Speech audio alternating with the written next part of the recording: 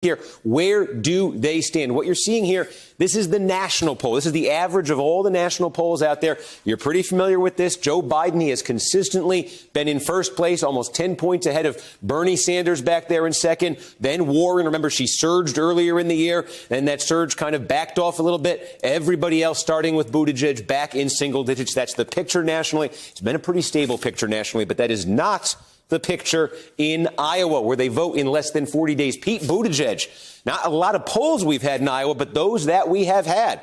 If you average them together, Pete Buttigieg leads in Iowa. Bernie Sanders close behind him in second. Biden, again, very close here, but back in third place. Warren in fourth place there. But really almost a four-way jumble there of candidates within 6 points of each other between first and fourth place. And then, by the way, Amy Klobuchar farther back here, but registering at 6% here, starting to get a little bit more media attention, a little bit more press. Obviously, somebody from a neighboring state, Minnesota. So a question there of Klobuchar perhaps will be able to move up in Iowa. We talk all the time about why Iowa is so important. Small state, not a lot of delegates. Well, the word for it, the term for it, was coined back in 1980 by George Bush Sr. He won Iowa in a big upset, and he told the world, he said, I have the big mo, meaning momentum. Iowa gives you momentum. If you're a winner, you get a lot out of that. If you're a loser, that can hurt your campaign nationally, too. So that is the question here, obviously, in Iowa, what comes out of here. But take a look here.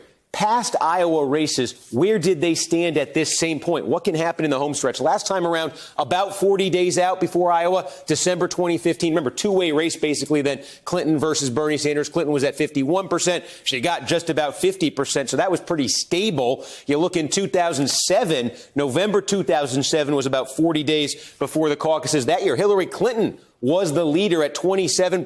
Barack Obama, he was right behind her in that poll. He ended up catching her and winning. Clinton actually technically finished third in the 2008 caucuses behind John Edwards. Remember that name? And then how about this one? 2004, 40 days before the caucuses that year, Howard Dean was the leader out in Iowa with 29%. Dean faded out in the final days of the Iowa campaign. He finished with 17%. The winner, John Kerry, this is somebody who came from about 10%. He ended up winning with nearly 38% of the vote in Iowa in 2004. And, of course, the Iowa win for Kerry rolled into New Hampshire. He won that.